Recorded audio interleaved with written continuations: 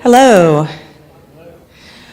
Welcome to Discovery, Technology, and Hope. My name is Shannon White. I work in the William & Mary Center for Geospatial Analysis, and I was lucky enough to be able to submit an award to our 100 Years of Women celebration and request that our speaker, Dr. Dawn Wright, come and visit us here at William & Mary. So very excited. It's been about a year that we've been planning this event. And so I want to kick off with a little bit about the 100 Years of Women. I know we have folks here who may have heard this, read this, but there are also folks from the general public that are here as well.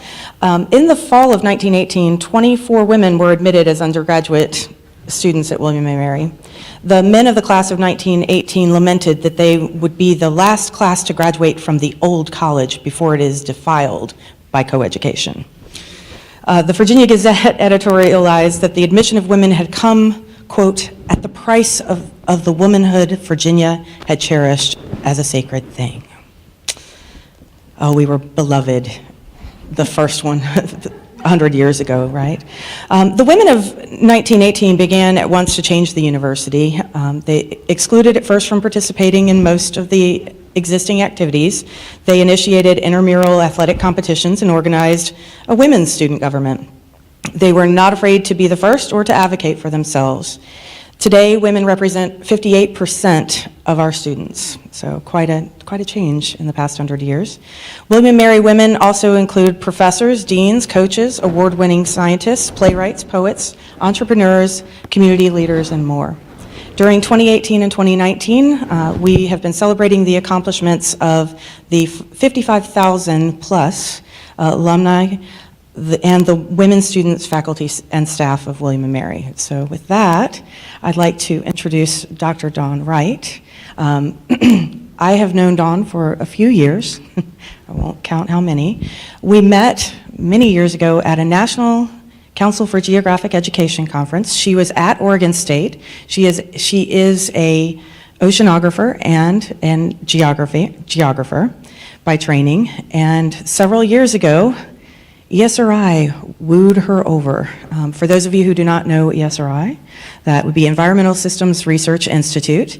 They are the leading company in the world of geospatial technologies, GIS in particular, Geographic Information Systems.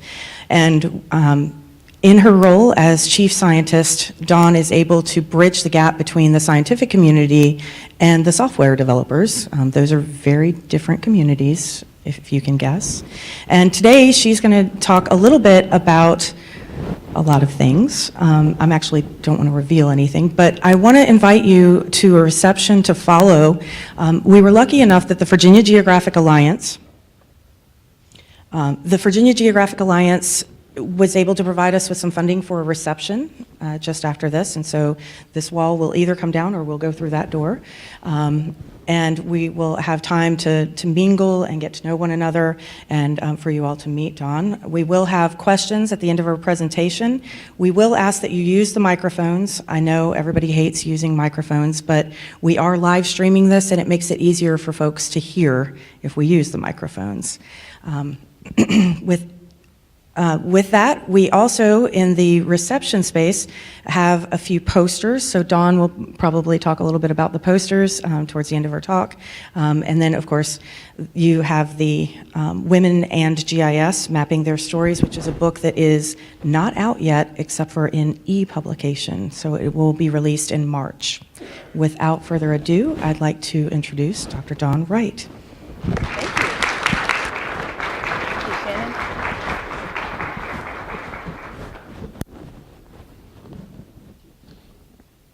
Sorry? Yes. Is my mic on?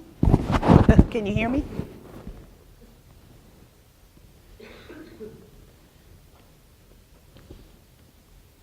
Okay, let's do a little setting up here.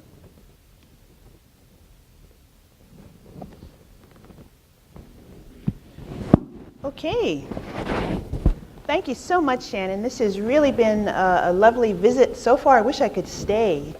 I visited Colonial Williamsburg probably about 30 years ago. And I've always wanted to come back, and I've never been to your campus. So I'm really thrilled to be here. Of course, your campus, your university is legendary. And I was very, very thrilled to hear about the 100 years of women celebration and the story behind that. So I'm extremely honored to be here and delighted to give you a talk that I hope will include many things that you've not heard before, and also many things that are familiar to you that make you inspired and happy. And we're all on this earth together.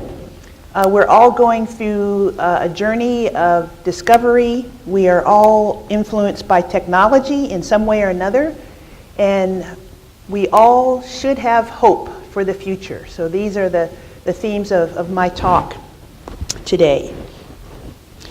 I'm going to focus on the ocean, and I want to thank my colleague Marcia Berman and all of her colleagues at the Virginia Institute of Marine Science, because I had a chance to visit with them earlier today, and we hope to start many collaborations between VIMS and ESRI. So if you're an oceanographer, bear with me, because I'm going to touch on some themes that a lot of people are not familiar with, particularly in terms of thinking about the ocean if you don't live near an ocean. Now, you're close enough to an ocean that you have a chance to go to it every day if you'd like. But I talk to people in Colorado and Kansas and landlocked areas of the world where the ocean for them is out of sight, out of mind. And even if they have a chance to see the ocean, to visit it, they think only about the surface. And we are still woefully unaware of all of the complexity and the amazing things that are beneath the surface of the ocean. One of the things that comes as a surprise to many people is that no matter where you live on this planet, the oceans are responsible for keeping you alive. The oceans are responsible for generating roughly half the oxygen that we breathe. They regulate our weather patterns and the climate, certainly. They're a big part of our energy and our economy. They're doing their fair share in terms of helping us with climate change. One really interesting tidbit is that the phytoplankton in the ocean, the small, tiny plants that are on the surface of the ocean, absorb about 4 billion tons of carbon per month. The excess greenhouse gases that are being generated are being absorbed by the oceans. So the oceans are doing their best to help us to regulate this planet despite the many changes that are going on land. So again, the oceans are critical to us no matter where we live. And at ESRI, being a mapping company, we've launched a new initiative to help others map and understand the ocean in much, much better ways. So I'll talk about that a little bit in a few minutes. I want to give you some interesting numbers, though, because in terms of how important the oceans are, there's still so much that we don't know about them. So much that we don't know about this planet of ours, 70% of which is covered by the oceans. So you see some numbers up there. There are 1,500 people who have climbed Mount Everest. There are 300 people who have gone into space. There are 12 people who have walked on the moon. And yet there are only 3 people who have descended to the deepest part of our planet, to Challenger Deep in a submersible, to see that part of our planet, the deepest part. And there's only about 9% of the planet that has been mapped and visited at the same level of detail as our terrestrial areas.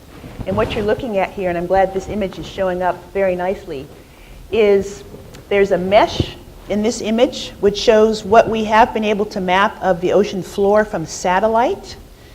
And it's a very interesting process where we're actually using the satellite to measure changes in the Earth's gravitational field, even though satellites cannot see through water. But overlaying on that is the detail that we can get in that same bathymetry or ocean topography if we take to the sea in ships and use sound waves to see through the water the way that marine mammals can see through the water, to understand the travel time that sound takes when it goes down to the ocean floor and back, and to measure that time, turn that into distance, which in turn becomes a map of how deep the ocean is. So if you can see how the ocean floor comes alive when we're able to map the ocean in that way, that is what is so exciting. But also, we only have about 9% of the ocean floor mapped in this way to bring it alive. So when you think about how much we need to know the ocean floor, particularly if we are laying submarine cables, or if we are trying to plan for areas that are offshore where we want to grow food, aquaculture areas, if we want to know how waves will behave once they feel the bottom and hit the shore, storm waves, tsunami waves, we need to know more about the ocean floor and about all of the oceans. We are ever fixated on outer space. We've heard about the Mars rover finishing so many years of service, and we love to fantasize. I'm a fan of Star Trek and Star Wars and all of that. But we have better maps of the moon, of Venus, and of Mars, better maps of the topography of those planets than we have of our own ocean. So hence we have mapped those planets better than we have our own ocean planet. Why is that the case? Because we are a water planet, and it's hard for these sensors to see through the water. But we're getting there. And we have agencies such as the National Aeronautics and Space Administration, which does a lot of mapping of the Earth, in addition to what they're doing in outer space to help us along the way. So given that this is, there's so many wonderful things to celebrate this month. You have your 100 Years of Women celebration. This is, well, Monday. I was supposed to be here on Monday to help you celebrate International Women and Girls in Science Day. So we'll call this International Women and Girls in Science Week and just extend it. Today is Valentine's Day. Thank you so much for coming out on Valentine's Day. And I hope you're all headed for some lovely romantic rendezvous after this with lots of chocolate and roses. And this, of course, is also Black History Month. So I wanted to highlight the film Hidden Figures. How many of you have seen Hidden Figures? Great. For those of you who have not seen this film, please rent it, see it on Netflix. It is a wonderful, wonderful story of these three women who were a major part of the space program. There are many astronauts at NASA who were unaware of the contributions of these three women. Mary Jackson, there on the left, she was a mathematician. Katherine Johnson in the middle, a mathematician, and Dorothy Vaughan, an engineer and mathematician who reinvented herself as a computer scientist.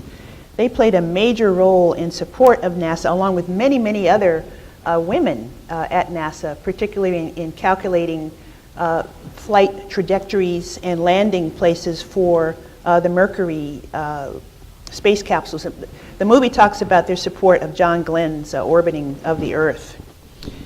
I understand that the women who created the Lego Women of NASA are from Hampton, Virginia.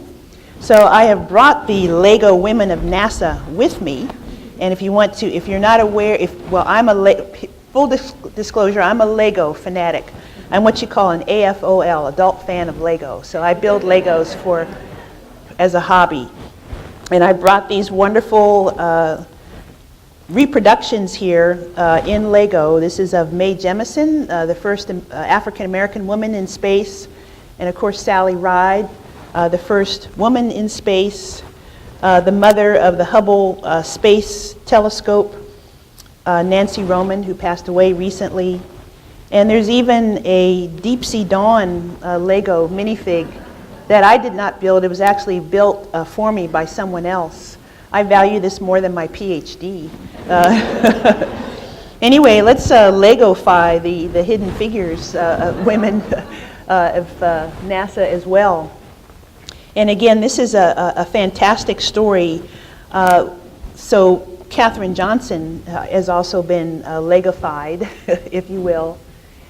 Katherine Johnson, a fantastic mathematician who lives to this day in Hampton, Virginia, has been receiving many honors and was recently at the Academy Awards in association with this film. I think she's 100 years old, 100 years young. So what I'd like to do in this section of the talk is continue just with a few more stories of women that I really admire in honor of our celebration, and then I'll continue with my remarks about discovery and technology and hope. One of my major heroes is Marie Tharp. How many people have heard of Marie Tharp? Ooh, only a few. So she is another hidden figure then.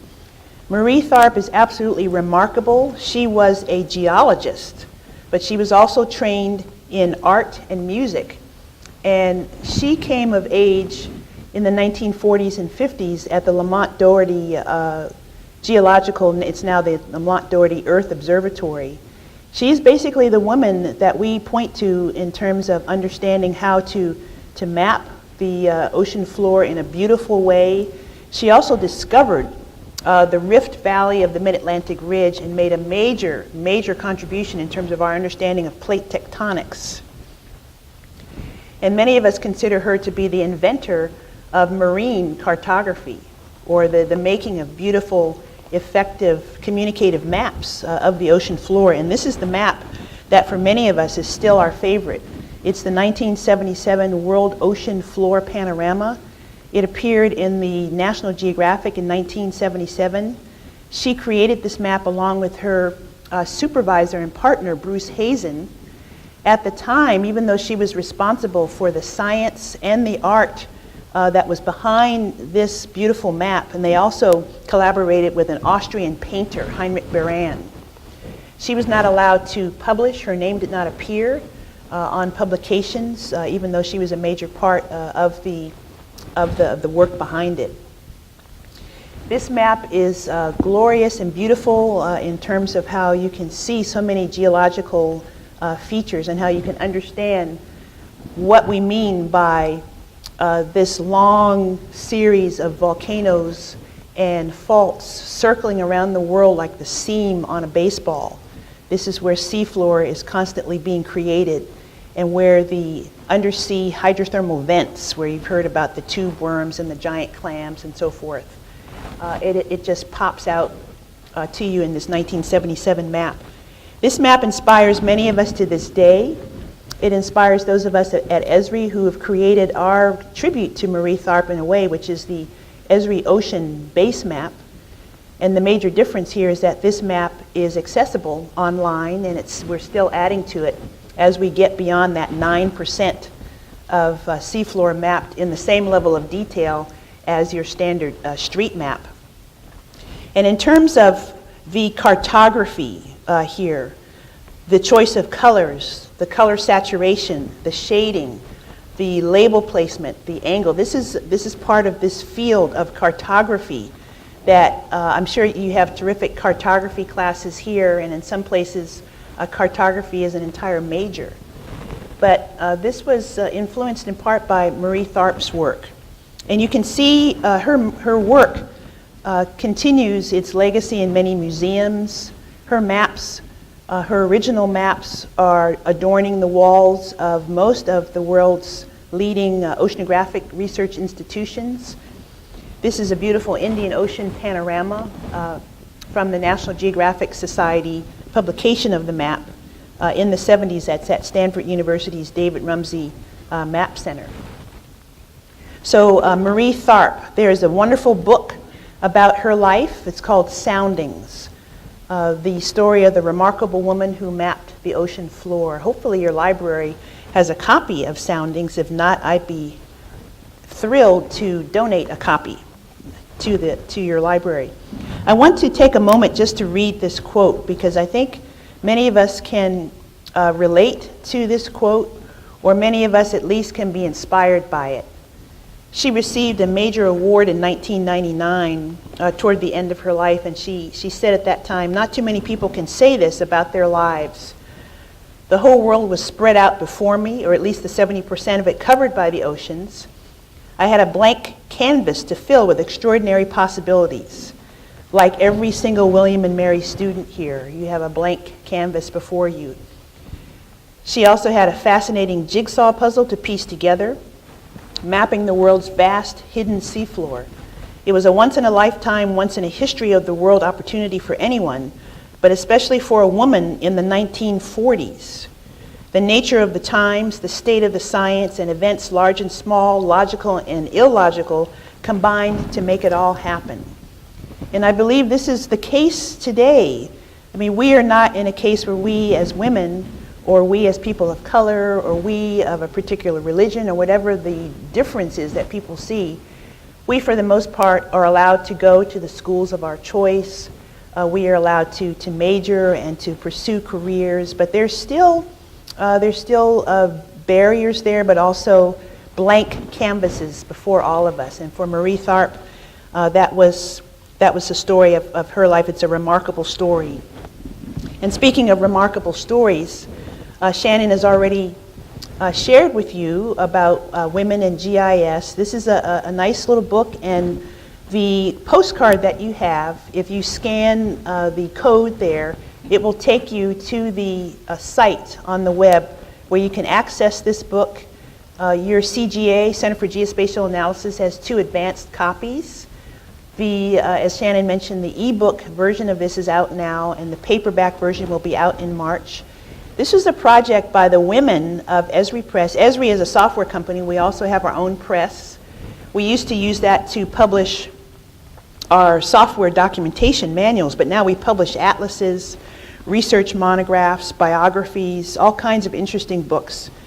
And this is a project where the women who work on the ESRI Press staff wanted to choose 23 remarkable women to profile. Some of them are very famous. Some of them you've never heard of. Each one of them, including one who is the same age as many of you William and Mary students, their stories are told in this book.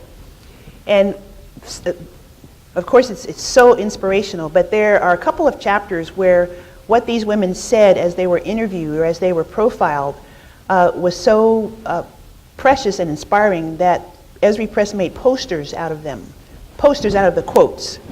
So what you'll see, or what you'll be able to take home with you at the reception, I believe, are a couple of posters with inspirational quotes from this book. And at ESRI, those posters are up all over the place. They're up in many people's office cubicles, and we're really, really thrilled that this book has come out. I had the pleasure of writing a short foreword, so that's in there as well. One of the women who is profiled, going back to my ocean heroes, is Sylvia Earle. Sylvia Earle is known as her deepness. She is passionate about marine biology, but more so about preserving the oceans. She's an author and lecturer. If you're not familiar with her, she's also a National Geographic Explorer in residence. She is famous. She first came to international consciousness in 1969. She was the first woman to lead a team of female aquanauts to the bottom of the ocean. This is the Tektite project. And this team of women spent 2 weeks on the bottom of the ocean, living on the ocean, and getting all kinds of wonderful information, not only about the marine life at the bottom of the ocean, but also how humans respond to life under the sea. She, I believe, is still the holder of the women's world record for a solo dive depth in a submersible. She went down to 1,000 meters in a submersible by herself in 1986. She went on to also found a company that builds deep ocean submersibles. It's called Deep Ocean Research. Her daughter is the president of that company. She went on to become the first female chief scientist of NOAA in 1990. I could go on. We could give a whole talk about Sylvia Earle. She has inspired so many of us. Her story is also on Netflix. Netflix should be giving me a little fee here because I'm recommending things on Netflix. Mission Blue is her story. My two favorite quotes from Sylvia Earle: "The greatest era of exploration is just beginning, and it's here on Earth," speaking, of course, about ocean exploration. She also says the ocean is no longer too big to fail. We can no longer just put all of our plastic and all of our garbage and all of our sewage and all of these things into the ocean. Out of sight, out of mind is no longer working. So the oceans are in crisis, and that's also another talk, but that's one of the things that that she says quite often, and she is so right. So Sylvia Earle is one of the people profiled in Women in GIS. She's involved in GIS, and she's working, her Mission Blue Sylvia Earle Alliance is working with us at ESRI on a number of fronts. Lastly, I wanted to salute your own Cindy Vandover. Cindy was a professor of biology here at William & Mary, and I understand that in 2003 she received your Alumni Fellowship for Outstanding Teaching. She has since moved on to Duke University, as you may know. She's the first woman to head the Duke University Marine Lab, which she did for a number of years. But one of the firsts that she did is a real zinger in many, so those of us who are professional oceanographers, we still can't get over the fact that Cindy became the first woman and the first PhD scientist to be certified as a pilot of Alvin. So hopefully you all know about Alvin, the deep diving submersible that's operated by the Woods Hole Oceanographic Institution. Alvin was used in the discovery of hydrothermal vents in 1977. It brought back to us some of the first, detailed photographs of the Titanic after the Titanic wreck was discovered. It's recently made its 5,000th dive, and Cindy decided that she was going to become certified as a pilot, which is a really difficult process, really, really long and difficult.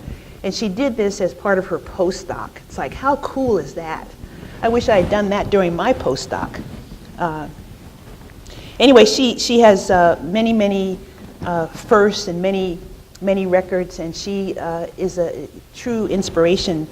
This is a little picture of me in 1991 making my first dive in Alvin, which became part of my PhD dissertation. And I wish this was not important, but it is important to a lot of people that in 1991 I was the first African American woman to dive in Alvin. I'm hoping one day that will not be very significant, that it doesn't matter if you're a woman or a man or what your background is, but it still is. So on behalf of Black History Month, I share that little tidbit as well. So these are just some of the women heroes that I wanted to share with you, some of the hidden figures that I hope remain hidden no longer. So back to mapping. So mapping our planet is extremely challenging because, again, it's a water planet and many of our sensors can't see through that water. The oceans are challenging because they're truly three-dimensional. They're constantly in motion. They're not only 3D, they're 4D. It's hard to access the full depth of the ocean from the sea surface to the sea floor, and Alvin most recently was refurbished so that it could at least get down to 6,500 meters. That's still not the full depth of the ocean, but it used to really only be safely operated at anywhere from 2,500 to 4,000.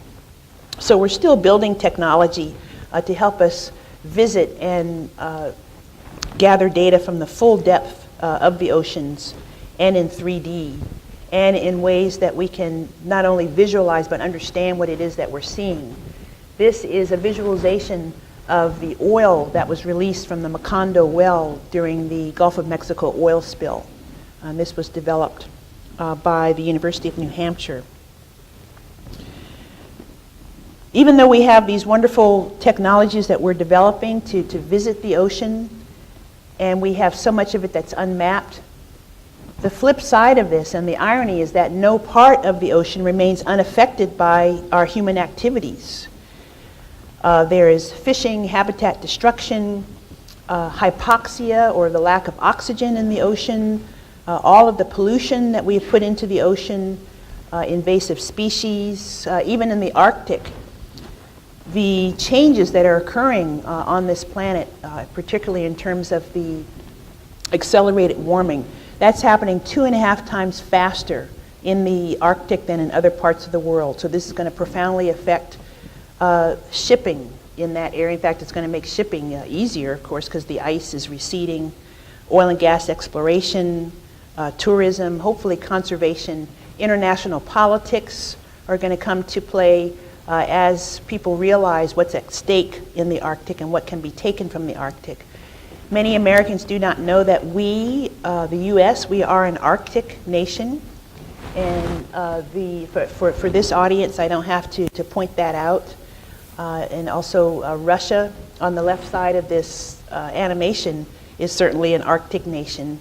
And so as our relationship with Russia becomes more and more complicated, we'll be hearing and seeing, watching with interest what goes what happens in the Arctic. There is so much that we can simulate now after events where humans have introduced things into the oceans that are harmful. This is a simulation by the University of Hawaii at Manoa of the estimated 1.5 million tons of debris as a result of the 2011 Japanese tsunami and that large Tohoku Oki earthquake. Even to this day, there are marine debris from that event that we are finding and tracking on the West Coast. So this simulation is fairly accurate in terms of what came across the entire Pacific in 2011, and you can see pictures of that on the bottom. On the bottom left is an entire dock from Japan that washed up on the Oregon coast in June of 2012.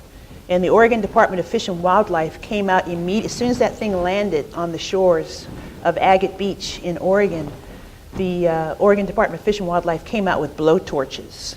And you might wonder, why would they come out with torches? They started torching that dock so that they could kill off the invasive species before they took hold and started to affect the ecosystem along the Oregon coast. There is debris, as I mentioned, still washing up on the Oregon coast. This is a picture from March of 2016, all the way from Japan. There's also a pretty cool story about there was a seismic sensor that was created in the Seattle area of Washington. It was created in order to feel the waves from earthquakes and to sense that seismic activity and to be part of a warning system for tsunamis. It broke loose from its mooring in 2011 after that violent earthquake and tsunami. It came across in the debris field along with the other trash from Japan, and it washed up in Washington State, back home in Washington State, and it was still working. So the company that created that sensor was really happy about that, and I guess happy to get their sensor back in such an unusual way. So lots of amazing technology is out there. We are in an amazing age of technology and global awareness, as you know. Our world is becoming better known to us. It's actually becoming smaller, more accessible, and especially through the internet. So there are many of us who are happy to be involved in making the oceans a part of this, particularly the people at VIMS. And we're using the Geographic Information Systems technology that you can learn about at the Center for Geospatial Analysis and other places. These are ways of making maps, but they're not the maps that were on your wall or in your glove compartment. These are dynamic, what we call smart maps, because they are powered by databases and algorithms and widgets, and they are time aware. They can track things. You can tell time, you can predict storm tracks, you can design marine protected areas and parks. So they're really maps that are coupled with analytical algorithms and tools to help you to become fantastic in terms of understanding the world. These kinds of maps are changing what we're able to measure, how we're able to analyze these measurements, how we plan and design areas, and ultimately how we manage and understand what it is that we've mapped. So these maps are saving lives. This is a map of all of the hurricane tracks and also showing a new way of visualizing the intensity of those hurricanes along those tracks in terms of the barometric pressure. This is from a particularly active hurricane season, actually typhoon season in the Pacific in 2005. We have all kinds of interesting algorithms that run behind the scenes. This is what we call a message in a bottle algorithm. You just click on any part of that map and it will query all of the buoys or stations that are within that vicinity and tell you what will happen in terms of the track, where that point will go in terms of how it's picked up by currents. And then you can, we call these virtual globes as well, very much like the Google Earth paradigm here, where you can explore, turn the globe around, understand all of the different features that are on the map. At ESRI, we've been working with many organizations, particularly the USGS, in creating a 3D digital ocean from the sea floor all the way down, from the sea surface all the way down to the sea floor, made out of 52 million measurements over 50 years of the ocean's temperature, salinity, dissolved oxygen, phosphate, nitrate, and silicate. So this is something that we have just completed with all of these partners. These are free and open data. You can use them in the classroom. There is an app that you can put onto your phone or your tablet. And this is just the beginning, because now we are taking that approach and we are doing a global classification of coastal regions. So we'll be turning to VIMS because we now have a global ecological coastal units project, and we need very detailed shoreline classifications for all parts of the world. Now, all of this is not something that we're just dreaming up, oh, let's just go map the oceans in 3D and make the data open to everybody. I mean, that's really important in and of itself. But these are all efforts that are actually being commissioned by global organizations. The Global Group on Earth Observations, which is a United Nations of Earth observing organizations, commissioned this particular effort. And hopefully we're all very, very familiar with the United Nations Sustainable Development Goals. After all, it was the United Nations that commissioned this International Women and Girls in Science Day. And the Sustainable Development Goals are these fantastic, very important, challenging things that we would like to achieve by 2030. No poverty, no hunger, quality education for all, gender equality, all of these things that are major grand challenges. We are running out of time. I'm not sure if we'll be able to get to all of this by 2030, but at least we're talking about it. And there are many geospatial or spatial data sets that are contributing at least to the initial work in achieving these goals. And many of these data are available for governments and nonprofit organizations and the public to explore and access and map. And this is an example of where you can get to that global data at varying levels of resolution. It's called a hub. It's the Sustainable Development Goals open hub, open data, open science is the goal here.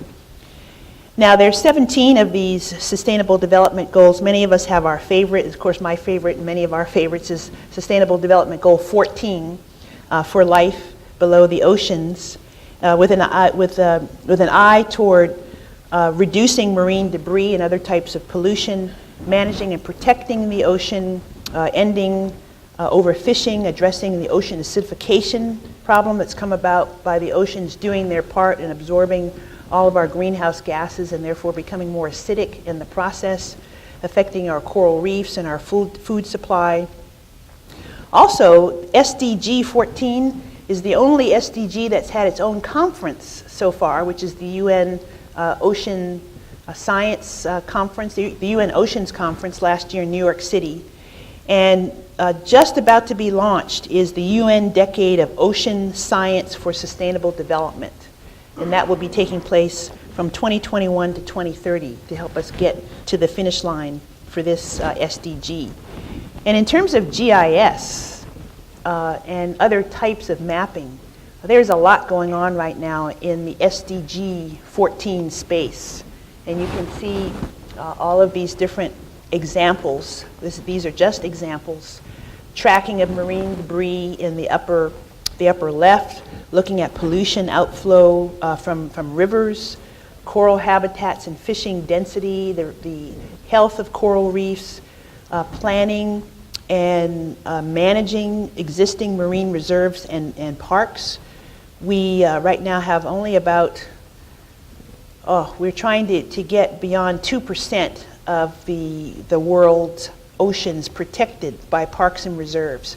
We have about 9% of the world's terrestrial areas protected in that way. I mentioned before the tsunami inundation modeling, which is a big issue for those of us on the West Coast because of the active fault zones that we have off of our shores.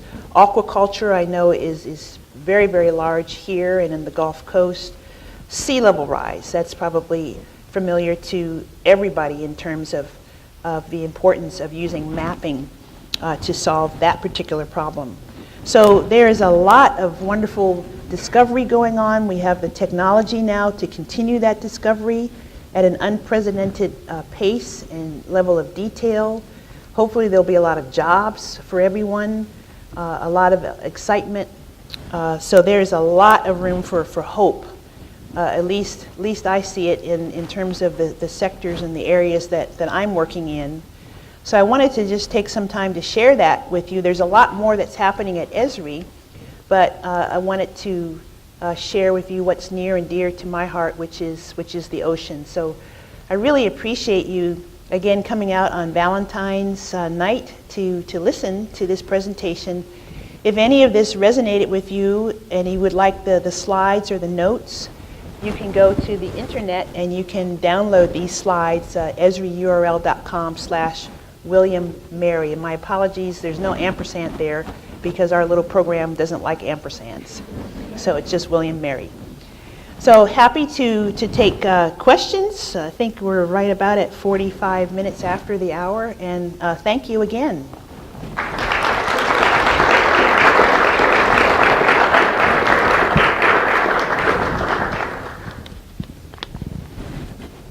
And if you'd like to come up and see the Legos, you're welcome to do that as well.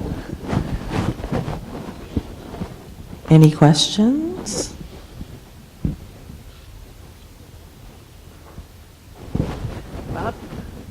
Rob? Yeah, working in conservation the way you do with your pulse on ocean conservation, how do you not get discouraged? Because you kind of continually get these bad stories, what's going wrong? Mm-hmm. So how do you keep that hope alive? We are not telling enough of the good stories of what's happening. Like I worked for many years in American Samoa, and the coral reefs there were decimated by a crown of thorns starfish invasion, and by many years of sewage effluent coming from the tuna canneries going into Ponga Ponga Harbor. And especially the local, the tribes there, the local people began to work on designing their own marine reserves and working with NOAA and with other government agencies there. And recently the reefs in American Samoa were judged to be almost fully recovered. And they now are taking steps to make sure that they don't get to that desperate case, that desperate situation ever again. There are all kinds of stories like that of things coming back to prior state, of communities just taking the bull by the horns and just doing things on their own. There are all kinds of stories of governments that have changed their minds and have changed their ways. And even here in the U.S., there are tons of good stories along those lines on here in the Atlantic coast, the Gulf Coast, the Pacific coast, and we just don't hear and tell those stories enough. So that's one of the reasons why in GIS we have the story maps series of apps, so people can start telling these stories with maps and data. And I put together a catalog of these ocean-themed story maps.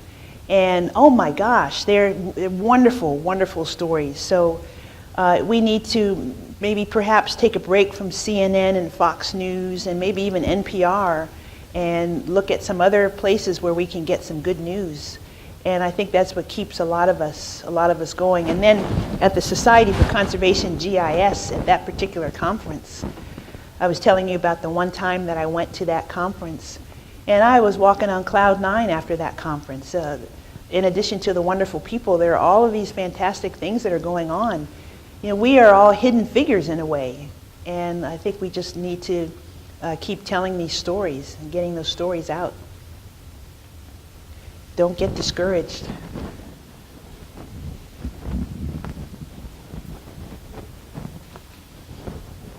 I know a lot of you in this room, and you are not usually this quiet. Well, I understand some of you have midterms coming up, so I don't blame you. This is a very busy time. It's also later on in the afternoon. There's a question in the back.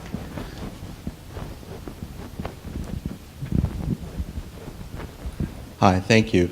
I was wondering if you talk more broadly about GIS and its implementation. Since the start of your career, what do you think about the fact that we spend a lot of time in our day-to-day now concerned with maps, that they play a role between our phones and just getting around? And where do you see that going moving forward? Well, the sky's the limit, because the reason, just the very fact that we have these wonderful maps on our phones and our tablets, there's been a lot of technological development to make that possible. I didn't think it would be possible to actually look at a map on a phone. The screen is too small. The internet connection could be spotty. There are all kinds of barriers that were put in place to make it difficult for that to happen. Now that that's happened, we're finding that maps are ubiquitous everywhere. In fact, I hesitate to say this, but GIS as a term may go away, because it's just part of our digital life. It's part of social media. What we are talking about and thinking about a lot now at ESRI is the artificial intelligence part of things, and artificial intelligence as applied to GIS or to geospatial we call geo-AI. So many of the things that, and talking about the non-scary parts of artificial intelligence, we're not talking about programming robots so that they are so spatially aware that they'll be able to find you no matter where you go and kill you, that type of thing. But this automating many, especially in terms of images and image classification, recognizing things in images, being able to even make predictions. Some of these suitability models, habitat suitability, for instance, that we do in desktop GIS or on web GIS. We hope to be able to do that on broader scales, faster, more accurately with artificial intelligence. So that's probably one of the next frontiers. And you'll be able to run all of these things on anything that's digital, even on watches, all kinds of possibilities.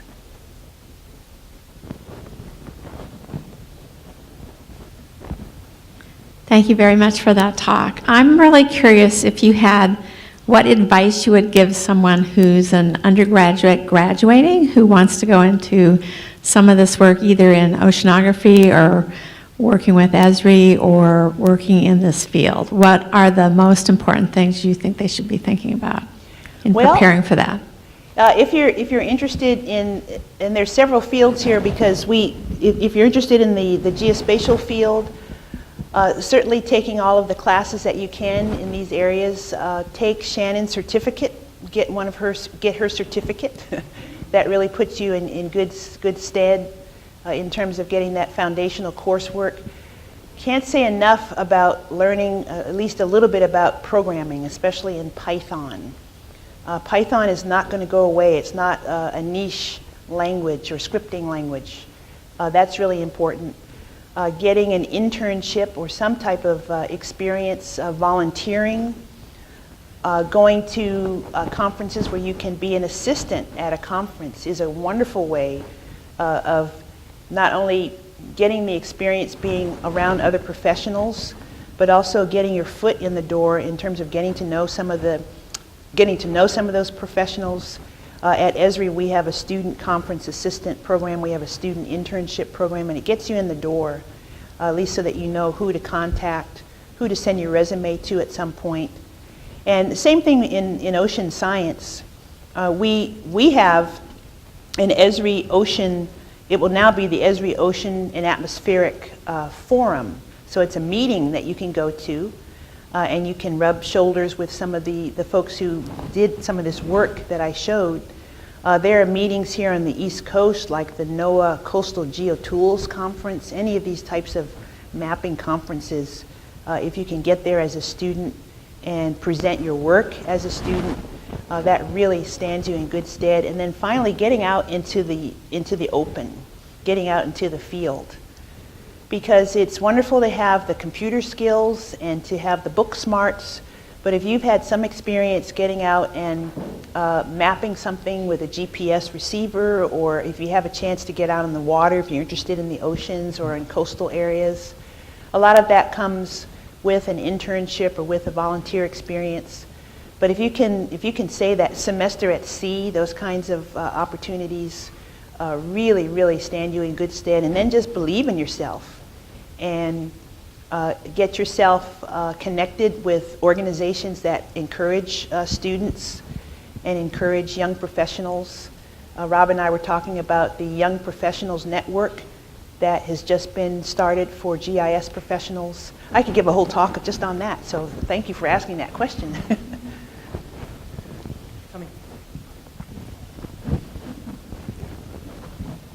Hi, thanks for being here. I was wondering, other than the ocean, what do you see as the biggest gap or the area where we're not using GIS to, solve our problems, or where's the next charge, I guess, for GIS that's being ignored currently? That's a great question. GIS is being used just about everywhere now, so it's a hard question to answer. But I think if we still have a lot more to do to make GIS effective with three-dimensional scenarios, so climate modeling. As important as climate change is, and this is regardless of whether you believe it's human-caused or not, just being able to understand how the climate is changing and how to adapt to those changes. We do very well with GIS in terms of mapping where people should migrate to, or understanding where they're migrating to and why, and where they should build, and where they should be trying to protect themselves. In California, we're very focused on wildfires at the moment. But in terms of understanding what's happening in the atmosphere and really getting a handle on that other fluid, because the ocean is a fluid and the atmosphere is a fluid as well. For many of us, that's the next step for GIS, but there are many, many others. I don't see as much GIS used for social justice movements and those types of organizations. And this is another area where I hope there are a lot of good stories out there, and I need to hear more of those stories. Thank you. Mm-hmm. There's one over here. I want to follow up on that. Why don't you think that there's any promise in using GIS and social justice? I think GIS is still seen as being too expensive, too hard. Not as much is known about how to access GIS. We, like at ESRI, we're trying to get the word out in terms of how we are making our technology free and open, free to organizations that don't have a lot of resources. We're still trying to get the word out that we have ArcGIS Online free to every single K-12 school in this country. It is free, and you can get the software, you can put it into your school. There are other barriers, such as trying to fit that into lesson plans or to national school standards.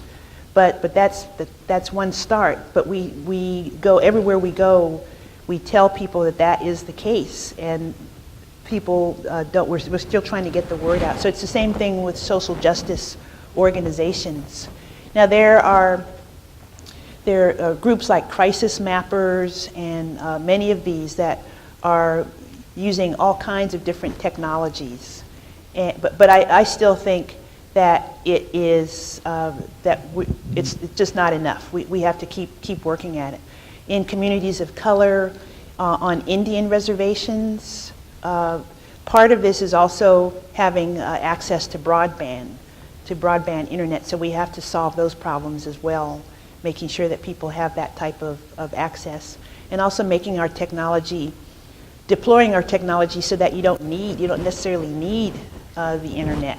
That's another thing that you can do. There are intranets, and there are things called appliances where you package up the data that are needed, the software, everything is in like a little cube, and that can communicate with people in a room with their own laptops, and they don't need to have the broadband access. So I think those are the areas where we still need to do a lot of work.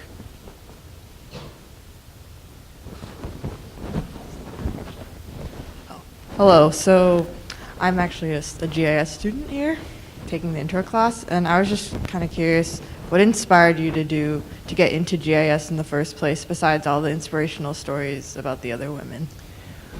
Thanks for that question. So try not to see if I can turn this into too long of a story. After I finished my master's degree, and I'm old, I got my PhD in 1994, so that's a long time ago now. And GIS was not as widespread as it was today. In fact, I started my PhD without any knowledge of even what the GIS acronym stood for. So this is getting live streamed, it's on YouTube, so that deep dark secret is now out. But I was inspired by my mother, who reads the Chronicle of Education. She's an educator, and she always reads the Chronicle even though she's retired. And she found out about this center that was formed called the National Center for Geographic Information and Analysis. There are three parts of that center at UC Santa Barbara, University of Maine, and University at Buffalo. And at the time, I was in a 3-year gap year. I finished my master. I decided to go to sea for 3 years and work as a technician aboard a research vessel. And I was wondering whether or not to go back to school. And my mother sent me this little clipping, just a little tiny clipping about this center. And it just sounded really neat. They were talking about geography and maps and analysis, and they were offering PhD assistantships, funding. They were looking for students. And so the next thing for me to decide was which one of those 3 schools was I going to go to.